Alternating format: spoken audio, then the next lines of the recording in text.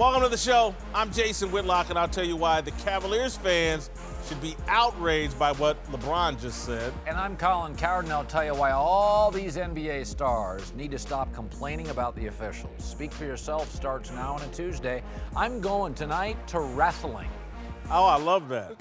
I used to love wrestling. Pro wrestling for me tonight. Hello and welcome. Wrestling. Pro wrestling. We're joined today by an NBA champion, Stephen Jackson, and longtime NBA player Ryan Hollins. Let's start with college basketball, which has been rocked this week by allegations of corruption, prompting countless ideas about how to fix the NCAA. Jalen Rose caused a stir yesterday by suggesting the players should boycott the NCAA tournament, but he was outdone today by LeBron James, who thinks the system is already too far gone. I don't know if there's any fixing the NCAA. I don't think it is. I think it's what's been going on for many years. I don't know how you can fix it. I don't see how you can fix it. Obviously, I've never been a part of it, so I don't know all the ins and outs about it. I don't know all the rules and regulations about it. But I do know what five-star athletes bring to a campus, both in basketball and football. I know how much these college coaches get paid. I know how much these colleges are gaining off these kids. NCAA is corrupt. We know that. I'm sorry. It's going to make headlines, but it's corrupt. All right, Cowherd, do you agree with LeBron? I certainly do. I do not. The NCAA stinks if you're a basketball prodigy, which there's about 5 a year. There's 369 Division I programs.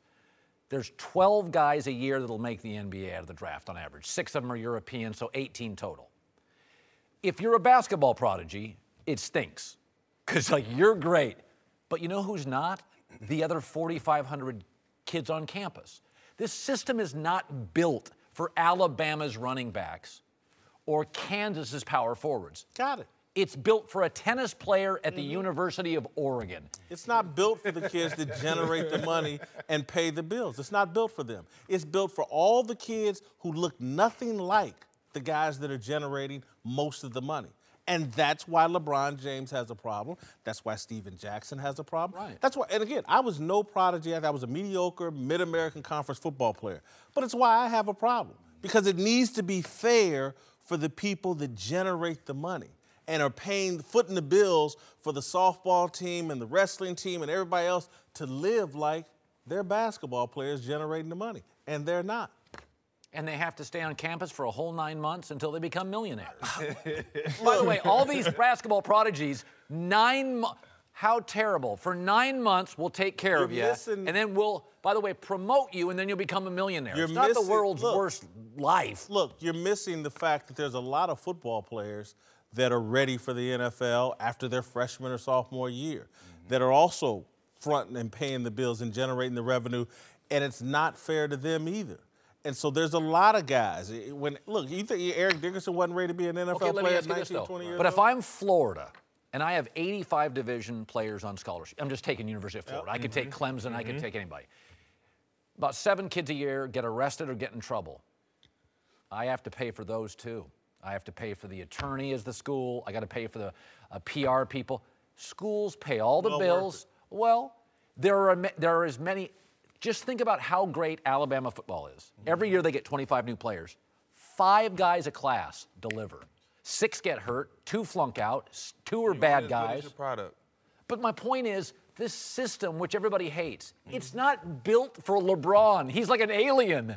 He's an outlier. It's not built for somebody as talented as you guys. It's not built for Westbrook, Paul Pierce. It should be. Well, you're looking for, just sometimes when you're 19 years old, you aren't paid what you should be paid. And I understand the complaint from the prodigies. For you to say. Colin, is so much bigger than that, though. Because even if you don't end up being a professional athlete, there are those Ed O'Bannons. There are the guys that make so much money for the university that are great college players. Right. Whatever particular university you went to, if it's a UCLA, if it's Ohio State, if it's Duke, Yes, I want to go to school there for the education, but I want to be a part of that basketball experience. I want to be a part of that football experience. And to say that once these guys are done, all they have is their education, I'm going to go on record and say some of these guys are dumb as a doorknob. And they have no place in college other than to go get buckets or to score touchdowns or do something. Now, I, on the other hand, was a guy who took advantage of my degree, have a history degree from UCLA, got the most out of it. It's not for everybody. Right. And it doesn't stop these coaches from recruiting them because it knows it's paychecks, it's money that they can make. And what it's made, Colin, is a nasty, disgusting system in which guys have to hide the money in which they get paid, in which those agents work under the table, in which these AAU teams and these shoe companies get these players before they become pros. I don't want to throw away all the other sports, as we talked about. I think there's a form of revenue sharing. There are many different ways you can dissect to jump into this, but you have to start somewhere. And Sean Miller right now is this guy at Arizona that's just paid DeAndre $100,000, which is just so unheard of. I wish you'd go after the big fish. Name them all. Name UCLA, name Duke, name Ohio State, name Kentucky, all these athletes, and blow this thing over and make the NCAA have to make a change. I don't know how Sean Miller's default when the NCAA knows, because I'm sure they have phone records and understanding of what's going on. So I just don't buy it. Something has to change. Me not going to college, I just look at it as a lot of these five-star players that they're making all this money off of, they need this money now. They need money now so that they come out of high school. And providing for their family, it's a sense of urgency to them, not the college. Yeah. So that's why I feel they definitely need to be compensated some kind of way, because they're used to taking care of, we're used to providing for our families. Even in high school as young men, you know, a lot of us come from homes where our father's not there. So we take on that burden of being the father and the protector and provider for that home in high school. So leaving that home and going to another state, it's more pressure on you to provide for that home. So you definitely have to make some kind of income to provide for yourself and for your home. And that's a lot of stress that come on those guys. That's why they need to get paid coming out of high school. Listen, the NCAA's got its issues. And I have no problem with players getting paid. I mean, I think the way to solve it would be, and it wouldn't solve your problem, but you know, if you're Reggie Bush and there's a way to say, okay, digitally, sports purchasing, he made us $2.8 million. When he's done, cut him a check. Now, it doesn't solve your problem for immediate money, but I'm for the digital rights. But let me just throw this at you, is that when you look at this entire thing, March Madness is going to have sold out arenas. Most people can't name 4 players. Kansas sells out every game, regardless of individual players. Some of this is traditional. And there's no question, but it was built off the backs of Kareem Abdul-Jabbar and the people before that. But Colin, college basketball is underachieving right now. It's not as relevant as it used to be. And again, I wish that LeBron James, Adam Silver, Mark Emmert, if these guys understood that having a healthy college basketball is actually good for the NBA. I agree. And if the NBA should be an active participant in compensating these guys while they're on campus, because it's good for them if guys build a brand in college and bring that to the NBA. That's better for the NBA. There is a solution here. People just have to be creative. If we can put a man on the moon, we can figure out the NCAA. By the way, but just to show you what a punching bag the NCAA has been, Stan Van Gundy yesterday came out and said the NCAA is racist for not letting kids play. That's an NBA rule. The one and done is an NBA rule. He misspoke, but he's right about the NCAA amateurism system. Okay. He misspoke. Okay, but in fairness, he was ripping the NCAA. The NBA created that. You got to take his comments in totality. He basically is saying the NCAA system of amateurism is unfair to a significant portion of these African-American athletes. This is the Speak for Yourself podcast, and I'm Jason Whitlock. Before the show moves along, I wanted to tell you today's show is brought to you by Buffalo Wild Wings. It's that time again, that familiar crossroads of choosing between basketball and hockey. You can't choose, they're both on. Why are they both on? Relax, we have a solution. Buffalo Wild Wings. Rather than fill your living room with TVs, coming to B-dubs, we've got hockey and basketball on, each playing on dozens of screens so that you don't have to choose. And to complete the trifecta, we can ensure you have access to all the sports, foods you crave. from our selection of America's favorite wings in any of our 21 signature sauces and seasonings to shareable favorites like cheddar cheese curds and fried pickles. You'll have everything you've ever wanted. But wait, we also have a variety of beers to quench your thirst. All the basketball, all the hockey, all the food, and the beer you want. Buffalo Wild Wings, wings, beer, sports. Please drink responsibly. Now back to the show. Let's talk NBA. Yesterday, some entertaining and enterprising 76ers fans paid for some billboards to try and convince LeBron to come play for their team in Philly. Well, today LeBron was asked if he was flattered by the recruiting ploy, and his answer might not make Cav fans very happy. Absolutely. I mean, you could say it's a distraction. No, it's not. Not a distraction. It's actually very flattering that I'm sitting here at 33 in my 15th year in teams or guys. I won't say teams because, that becomes tampering. But people in their respective city want me to play for them. I mean, that's cool. I think that's dope. How'd you hear about it? How did I hear about it? Did you see it? No, I haven't seen it. I heard about it before. I didn't talk to y'all yesterday, but I seen it before that just in case I saw y'all. All right, Whitlock, should the Cavs be bothered by it? Yeah, actually, LeBron says some great things, then some things I disagree with. I don't think this is the right thing to be saying at this time. Let's just go back to February when there was a rumor about LeBron James and the Golden State Warriors. Listen to what LeBron said just a month ago about the rumors about him and the Golden State Warriors. For the rest of the season, don't ask me about nothing else, no other team, unless we're competing against them the next night, or you want to ask me about a highlight that happened the night before. Don't ask me about being on a team, on another team, because it's unfair to my teammates here, my 14 teammates that we come and work hard for, the coaching staff and this fan base. So here he is just 3 weeks ago, don't talk about this. To me, is an indication, has he given up on his new team already? And now that he's given up, it's okay to talk about other cities, Philadelphia, Golden State, whatever. Just 2 or 3 weeks ago, hell, and it's still February, our shortest month, but it's still February, he was saying, don't bring this up to me. There you go, finding an old clip to ruin my argument. That was pretty good, I gotta be honest with you. I will say this, he's a really smart guy. I don't think he's gonna be swayed by billboards. LeBron's a real smart guy. But that's pretty good evidence. That was forensic files right there. He's given up on his current team. I'm not gonna lie. I think he should be flattered, anytime you want it in any job. Of course. How should his Cavaliers teammates feel? Well, I don't think that should be worried, because this is why I say that. You have a better life and you are happier when you worry about the things you can't control. They can't control if LeBron gonna be there or not. Don't even worry about it. You can't do nothing about it. If they want to put billboards around the whole United States, come play at my team, so what? You have no control. Worry about the team you got now. You can't control where he's going to be there or not anyway. Fellas, you got to understand, we live in a different day and age of transparency, where players can speak out. Players have voices. You can be yourself. Was he speaking out 3 weeks ago?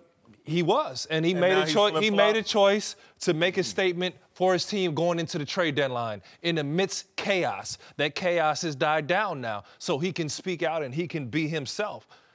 You could say this before. You didn't see Jordan go out and do this. You didn't see Kobe. You didn't see Magic. Those guys didn't speak about other teams. But now we have the freedom to be ourselves, in which it's not always wrong. You're just getting what LeBron is really thinking in today and age of Twitter, Instagram, Facebook, all this. If you were on the Cavaliers team, how would you feel about him? I wouldn't mind. I would say he's being upfront, and I would know darn well that there's a realistic chance that LeBron could leave, and he's being upfront. Do I want to hear about that now? Not necessarily, but there's no way I'll blow it out of proportion. For years and years, all these pro athletes get traded and have no control. Shaq got traded. Okay. But now that a player, an NBA player, is like, yeah, man, I'm kind of maybe initiating the trade. We don't like it. LeBron James can talk about moving. By the way, the GMs. Here's what I don't like about it, Colin. I would not be giving up on this current collection of Cavaliers players. It's too early. Keep a single focus. making the most of this situation because, again, it's like control what you can control today. Okay, let me ask you this. He ain't going nowhere today. Right. Whenever you see in newspapers or blogs stories about trades, do you know how those get there? General managers leaking them. You know, so why can GMs talk about that? The trade deadline's passed, Colin. The only thing he can accomplish the rest of this year is to win with this group of players. Or lose with this group of players. So why not focus on that? I think that comment means he's not focusing. He was asked a question in a presser. 3 weeks ago, he was all in and don't bring up nothing about any other team unless we're playing them. It wouldn't be, his words, wouldn't be fair to these teammates. That's what he said then. Yeah, but those guys are all out of town now. And so now this new group, we can be unfair to them. He ain't got to be all in with them. It was a pretty good case by you. You brought some old tape in, and so you feel good about yourself. Do we have tape of Jordan ever doing this? Bailing on the team? To Ryan's point, it's a different We don't have world. a tape of it. We don't have tape of Jordan Back bailing then, on the if you curtain. did that, it was disloyal. We live in a new world where players have smartened up and have power now. We know he doesn't have to be all in. He's not all in, all right? It is safe to say, if they don't win it, nobody's going to lose their mind if the Cavaliers don't win a championship. By the way, his contract's like a year. He tells you with his contract, I'm not all in. He's on. LeBron's totally honest. Make my team better or I'm leaving. This is a good thing. He's not all in. He's given up. He's conceded the title, Golden State. This is a positive. I mean, but he's still I would focused. argue, He's but still is he not the guy that's performed, fellas? Yes. He's performed amongst, we could say, the nonsense. Our generation says there's not, shut up and go play basketball. Well, LeBron's, I'm more than an athlete. I'm speaking out, and he's delivered. Exactly. We've seen LeBron raise a white flag before. Everybody, the first time he was in Cleveland and they got in that Boston series and he raised a white flag. Y'all want to see that again and keep comparing him to Jordan? Not going to happen. Welcome back. Super Bowl champ Reggie Bush, founder of the big league Jason McIntyre. Let's move to Lamar Jackson, who's been getting all kinds of unsolicited advice leading up to this week's combine. From changing his position to not running the 40. But reportedly, Jackson has found someone he's willing to listen to, with a Heisman winner declining to sign with an agent and opting to have his mom serve as his advisor. Whitlock, a red flag to you? Yeah, unfortunately it is. This is Todd Marinovich's dad. This is LeVar Ball. This is Eli Apple's mom. It's a parent doing too much. And when I first read this, I spent about an hour trying to figure out, what does she do for a living? Is she a lawyer? I thought maybe and I can't find out. I've read a lot of stories. She doesn't do interviews. So that's a good thing. Yeah. She not do interviews. But yeah, this is a red flag to me. Again, she's a coach of football, and I don't want to denigrate that, but if she's the quarterback coach, now I know why he's so inaccurate. Brutal. Yeah, it's too soon, bro. But wouldn't you say this, though? When is the last time any of us said, wow, I am so glad that parent stepped in to save their son's professional care's I've never said that in my life. Never. No. That's never. what worries me. I think it's a little unfair to go to LeVar Ball route. Like she's not that crazy. Outspoken. She's not that crazy. She's not outspoken, but she's doing too much. Well, that's not to say that, did he say he's never going to hire an agent? Because at this point right now, during the combine, you're answering questions, you're going through all the physical tests. So, well, what's the agent going to do for you? You know what I mean? Other than the fact of maybe to... His position's up in the air. Some people don't think he's a quarterback. You telling me you don't want an agent advocating for you? Let's say he was repped by Tom Condon, who's repped a lot of great quarterbacks. Mm-hmm.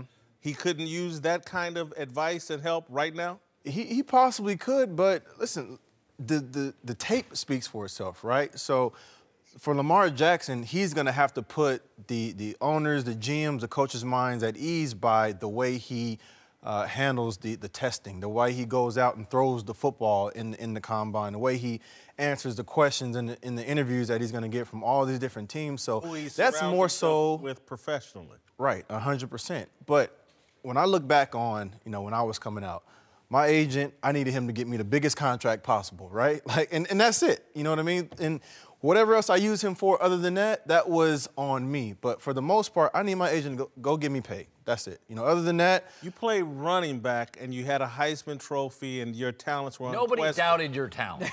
You're right. Yeah, You're right. It's a little different. When you sign with an agent as a quarterback, They then get you with a quarterback guru to work out with before the draft, to work on your throwing motion, to make sure that anything they put you through in a workout, you're prepared for. Yeah. There's a lot of benefits to signing with an agent. I was texting with a couple agents at the Combine asking, what is this about? Why is Lamar doing this? And, you know, I know Annie Apple comes up, and I thought of it too. The concern is the money aspect. Okay, Lamar Jackson is going to be very marketable. He's going to be a fan favorite wherever he goes. He's going to have a lot of offers. She's not a professional to handle all the money that's going to be thrown at him. Right. We saw recently Trent Richardson, what happened with his family and the money. He's bankrupt already. A lot of these athletes have their family involved in the money, and it gets ugly. That's the big concern. As for a red flag, though, let me take this angle. He's been in kind of a bubble his entire career. He grew up, Lamar Thomas, the great receiver, was a Louisville wide receiver coach. So he went from one bubble, Lamar Jackson, in Boynton Beach to Louisville. He's always had good people around him. As long as he can go to a team where he's got that support staff and his mom is close, I don't think it's going to be a major problem. Yeah, I mean, to your point, she's not LeVar Ball. Right. It feels like like protection, not promotion. But protection from what, Colin? That's what I kept looking into. She will not let his youth football coaches give interviews about Lamar Jackson. Nobody talks about him. It's all like there's some kind of either trust issue or they're hiding something. I don't understand why the mom's. Well, I mean, I'm sorry. Go ahead. I think we also need to maybe give it a chance too, because I read somewhere that his dad died in a car accident, right? Yeah. So at a very early age, this kid was forced to be what they were missing in that household. So there could be other issues or other things that are going on to where, listen, like having your mom there, it's not the worst thing. It's not the best thing, but it's not the worst thing. So maybe if we give it a chance to see where it goes, because I know at some point he is going to have to hire an agent. I've seen this thing backfire, and I'm trying to be careful here with what I say, but Jeff George, grew up with him. Yep. Very close with his family. Yeah. And some NFL teams had a problem with that. Yeah. That his circle wasn't football people, it was his family. And you know, Jeff George was criticized for being too close to his mother, even when he was at Purdue. And so this isn't the first time this issue has come up. And NFL executives and coaches and stuff like that,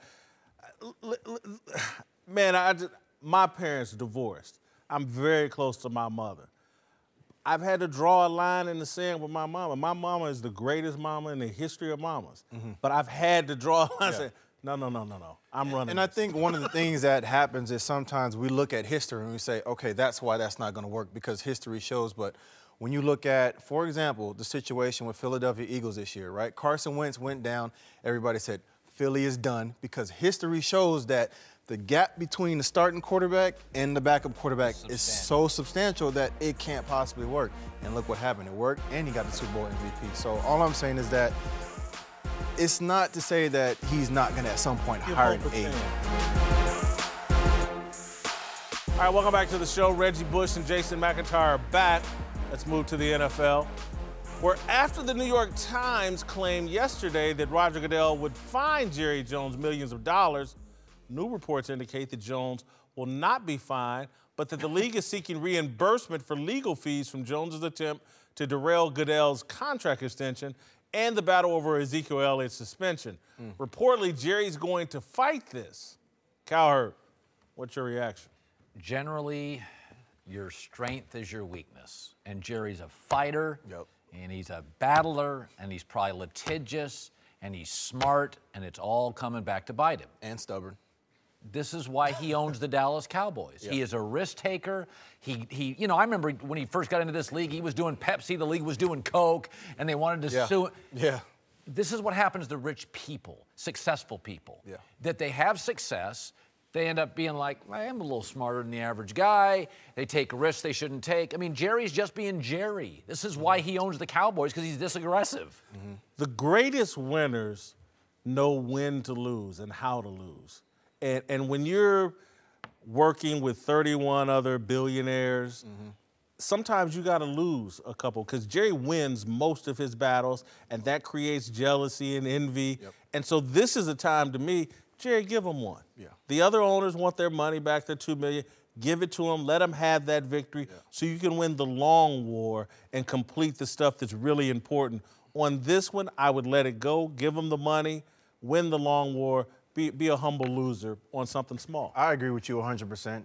You know, this seems like a power struggle, and it also seems like bad blood between Roger Goodell and Jerry Jones that continues to carry over and now into what we see as a legal battle. And, you know, listen, $2 million, we all know that's nothing to Jerry Jones, right? And he can, you know, obviously, and this rule, correct me if I'm wrong, has been in place for about 20 years now. So this is just Jerry Jones, I think, holding some kind of grudge against the NFL and the way they handled Ezekiel Elliott and all the different things that transpired last year, ending up to why the Dallas Cowboys didn't, you know, make the playoffs, what everybody predicted them to be. I can't believe I'm the only one who loves this. I mean, what's more American than what Jerry Jones is doing right here? You're with me or you're against me. And Roger Goodell's against him, and we're going to war. Yeah. I'm not going to back down 1 ounce. Right. You know, we got the most powerful NFL owner here, Whitlock.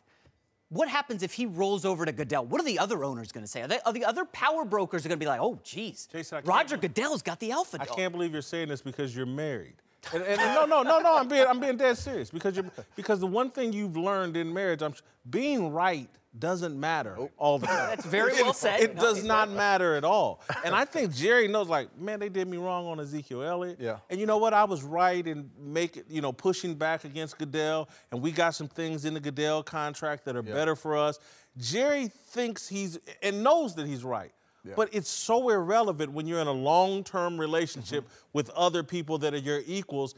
Being right is virtually irrelevant. That's a great point. But in his DNA, there is none of that. I'm a normal married guy. Jerry Jones is not a normal businessman. As you said, billionaire, alpha dog. This is one of the wealthiest men probably in all of professional sports. Yep. He's not backing down from Roger Goodell. Well, over $2 million, is it worth it? Over $2 million? Yeah, for him. I mean, like, the other thing is, I know that Goodell, nobody ever sides with him, but let me side with him here. This still feels like it is not Goodell versus Jerry. It's the other owners jealous of Jerry Jones, prodding Goodell, fine him. That's what this feels like to me. And Goodell doesn't want to go after his #1 owner. That's where he's in partnership with these other NFL owners. He's got a little feud going on with Arthur Blank and a handful of other ones. Yeah. They're in a long-term relationship. No one's going anywhere. So again, Jerry, don't worry about being right. Let them have this victory for the long-term peace. You know, Stan Kroenke's the richest owner in the NFL. Jerry and Stan are close. I think a lot of these owners are like, wait a minute, time out. So Jerry and Stan are boys. Yeah. And they're going to take this league over. We're going to have Super Bowls in Dallas, L.A. Dallas, L.A. They already got the draft back there. They got the draft back, and I think the rest of these owners like, time out. Yeah. Okay, we're not going to have Stan and Jerry run the whole league, and they're telling Goodell, get after Jerry. Yeah. The smart person in a relationship gets what they want over the long haul and realize that they're basically controlling the league. And if you have to lose this small $2 million to maintain control of the league, it's well worth it.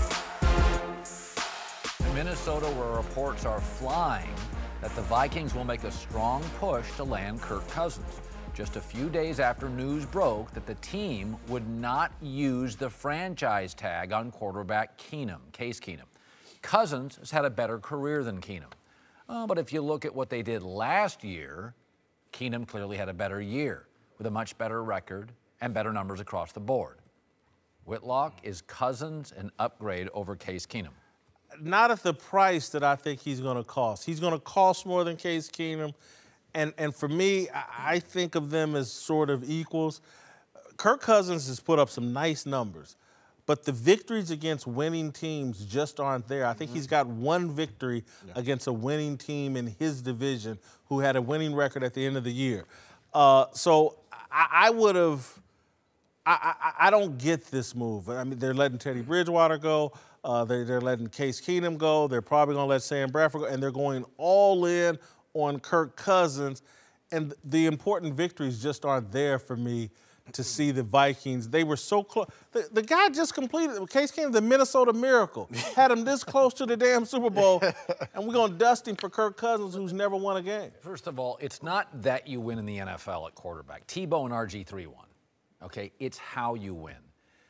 Case Keenum, when everything's perfect, One. It was perfect. Oh, wait, Aaron Rodgers in his own division. It was perfect. Aaron's hurt. The Bears started rookie, and the Lions were poorly coached. He made Kirk plays. Cousins took completely dysfunctional Washington, who where? had given Where'd away he take him? No, Where'd he take him? to viability. In between the 20s? I mean, He took a dysfunctional mess and made it what? viable. Cowherd, tell him who Kirk Cousins is throwing to. Practice squad guys you've never heard of. You know who Case- Thielen was? Yeah. Undrafted. Thielen and Thank you. Stephon Are you Diggs telling and me Rudolph. Keenum made Thielen? He's undrafted, Colin. Who else made him? Was there Adam another Thielen was quarterback? not what Adam Thielen was last year. Oh. We was not talking about him like he was this year. So who do you think's better, Keenum or Cousins? For that situation, I would have stayed the course. They were so close. Yeah. I would do what Jacksonville did, giving Keenum one more year. 100%. Whitlock, here's the true test. Have you looked at the Vegas odds for the Super Bowl? Reggie, take a look at them at all? Nope. Vikings are number 3 right now in the NFC. They don't even know who the quarterback is. Yeah. That's how good the supporting cast is. Yes. Number 1 defense in the NFC, maybe the NFL, right? They're not losing anybody. Now you add Kirk Cousins, they will become the favorite to go to the Super Bowl in the NFC. Above Aaron Rodgers and your Packers. 2-star receivers, a above top the tight Eagles. end, and He by the was way, they get loaded. Dalvin Cook back And a at running back. quarterback who's never peed a drop when it mattered. I think the one thing we're ignoring is chemistry, man. In all great sports teams, one of the things, the gel that keeps the engine running is chemistry. And once you start to mess with that chemistry, especially at the quarterback position, that he's been able to have and develop with Adam Thielen, right? They lost Dalvin Cook, and other guys stepped in and played well. Stephon Diggs has played well. But the last couple of years, these guys were struggling a little bit, right? And they still didn't know who the quarterback was a couple years ago. So I think I agree to your point, Case Keenum. I like what he did this year. Why not get him for cheap and for a couple years, cheaper anyways, and then use that as time to figure out what you want next? right. Because I haven't seen anything that shows me Kirk Cousins is a savior. By the way, that's not cheap. You're tired. How come you never wear cheap clothes? I do wear cheap clothes, just not on this show. Okay, guys advocating, just don't spend any money. Time out. You know what you get when you buy a cheap suit? A cheap suit. That's what you get. Tell me they didn't get their money's worth this year. Okay, from this Case year, Keenum and Adam by the way, Thielen. Aaron Rodgers coming back. Bears have a new offensive-minded coach. Detroit hired a better coach. Rams by the got way, better. their schedule now is a first-place schedule. Nobody got hurt on defense last year. Well, we don't know what Detroit Lions is going to be yet. Everything We don't you're know talking about makes sense except for where's the proof that Kirk Cousins is some dramatic I ain't big seen it. winner? He's had chances to win games I'll give in you the numbers. Washington Okay, and hasn't Case done it. Keenum, 19 million, Cousins, 24. Give Who would you Cousins take? 30. For 3 years? I mean, for 3 years, like what they gave Blake Bortles, I'll take that. I would take Case Keenum at 19 million. You wouldn't pay 5 more for Kirk Cousins. No.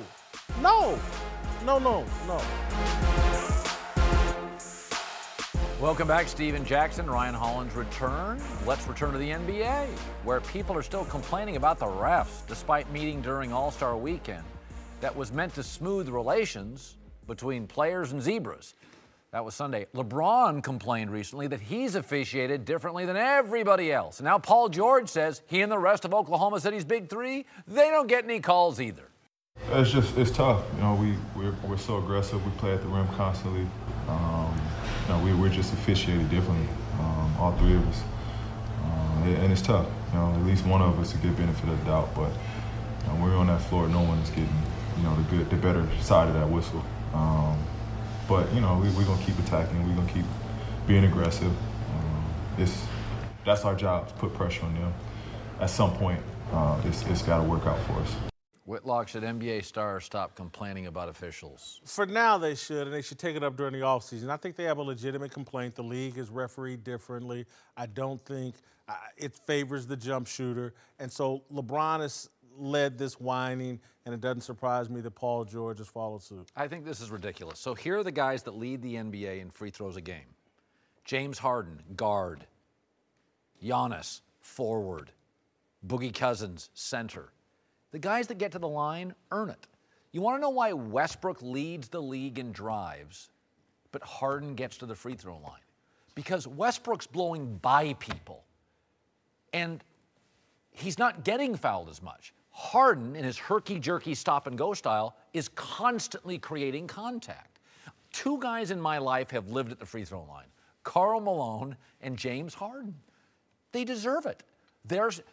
Mailman wasn't the most vertical guy. Harden's not the fastest guy. If you look at who leads the league, it's guys that initiate contact, often have a style that's conducive to locking up. Harden doesn't blow by anybody. He don't blow by anybody, but what Russ and LeBron don't do, like I said the other day, when Russ, LeBron, Boogie Cousins, guys like that, Paul George, complain about calls, you got to listen to them. They blow by people, but they still get fouled.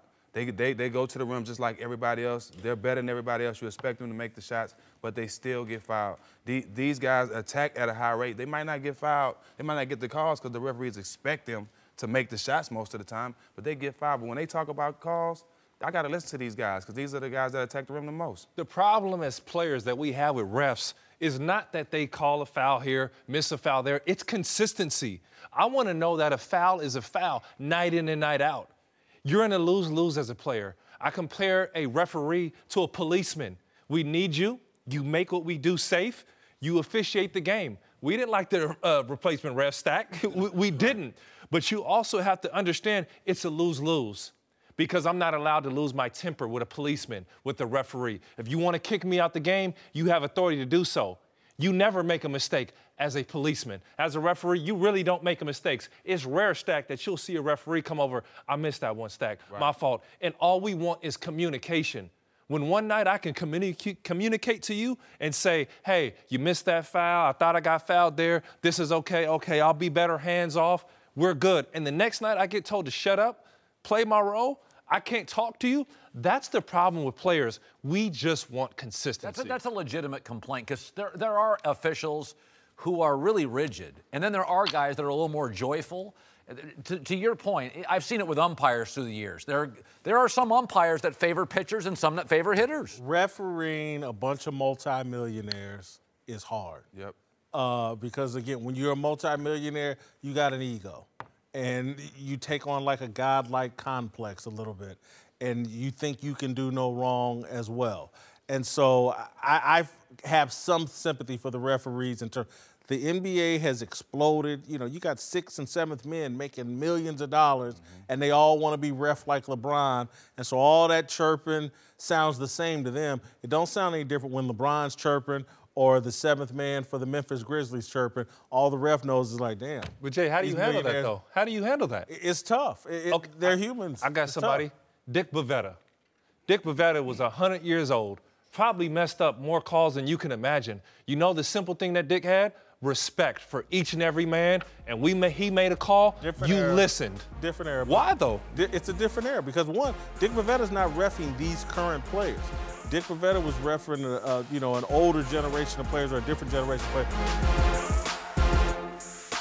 Reportedly, Kawhi Leonard is back with the Spurs, eyeing a March return from the injury that has kept him out most of the year. Kawhi took issue with the team's treatment of the injury, but interestingly, his return comes just a few days after Greg Popovich said Kawhi might not play again this year. Cowherd, does Kawhi look bad here? No, it looks strange, and he has a very unique, strange personality. This is the classic Kawhi Leonard controversy, communication issues. He doesn't talk. I mean, he is a very unique person. Almost every great player, the Isaiah Thomas, Magic Johnson, Kobe Bryant, they talk, they communicate. John Stockton didn't talk. Kawhi Leonard doesn't talk. So it's not a surprise there have been communication issues in this. You know, he came into this league from a non-traditional program. I've never heard him quoted. He then gets hurt, goes and doesn't like the way a really great organization does it, goes to New York. This whole thing has been strange, but I've always found him as a personality. He's a little different, little loner. This is who he is. I think he looks kind of self-aware here. I don't think this is a bad look for him. Sometimes as a poker player, you got to know when to hold him, know when to fold him. He folded. The Spurs called his bluff. He folded. He came back. I kind of like this. It shows some self-awareness. Well, me knowing the Spurs organization is a couple of things that keep you on the limb. Makes you think it's more than what's coming out. I talked to Kawhi about a month ago. He said everything was fine. But me knowing Pop and knowing how much he cares about the team and winning, he'll move on with or without you. And that's one thing about Pop. Either you with us or without us. And he's going to do what's best for the team. And he's never going to put one person before the organization. It's all about the team first. And And like I said, when I talked to Kawhi, he told me everything is good. So that's the only thing I can take from it is everything is good now. But by him not playing all this time, me knowing that he want to be one of the best players, he want to be one of the top players in the league, by him not playing, it got me thinking that there's more to the story, something that we don't know. Yeah, we're looking at the Bill Belichick of the NBA, you know, a system over player. It's a lost art. And one thing that Kawhi has done, or Popovich has been able to do, is to send a message to the team. Because I tell you, as a guy in that locker room, I'll tune you out. If I feel like Kawhi's getting preferential treatment and I'm not getting that same treatment, you're yelling at me to get back on defense or get into the gym early, and he's not in, and he's supposed to be an integral part of our team, that's a message from Pop, because it's playoff time. And also on the other end, from the player's perspective, look at Isaiah Thomas. We talked about that earlier, Colin. Isaiah Thomas went from a shining light in the league to a guy who's pretty much infamous, a cancer somewhat in the locker room, I've heard, which is absolutely ridiculous because of what? Because of injury, because he risked loyalty to the team over his own health and his own family, and see where it got him. That's a hell of a point. That's true. And, you know, with Kawhi, he wants to be great. That's the sad part. Like, he wants to be great, and if it's an injury that's that serious that's keeping him out, then it's way more serious than we know, because he wants to play the game. This is probably the best two-way player we've seen in the last couple of years. So for him to not be on the court, that's what has everybody asking questions. If it's not an injury, then what is it?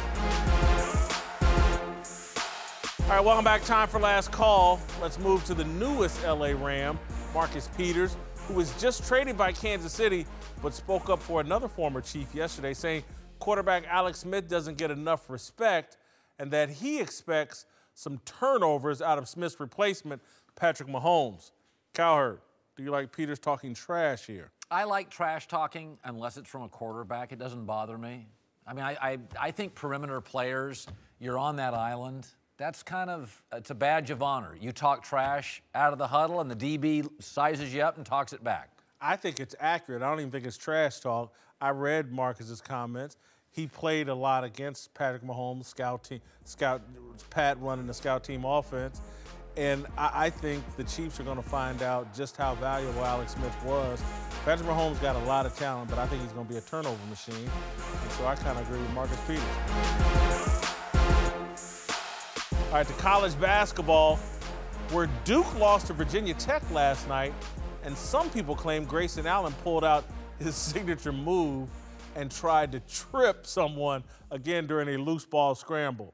Cowherd, are we really calling this a trip?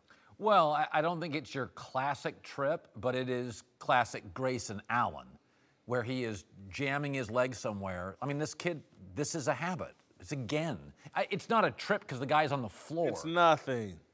It's not. And again, because it's Grayson Allen, it's a little something. Well, but that's fair. Yeah, it's a little something. And look, they were in a tough game on the road, Virginia. They ended up losing. This Grayson Allen, when adversity strikes, his legs go a little bit crazy. It's like some of us, like adversity strikes and we want to eat a bag of Doritos, he starts kicking people.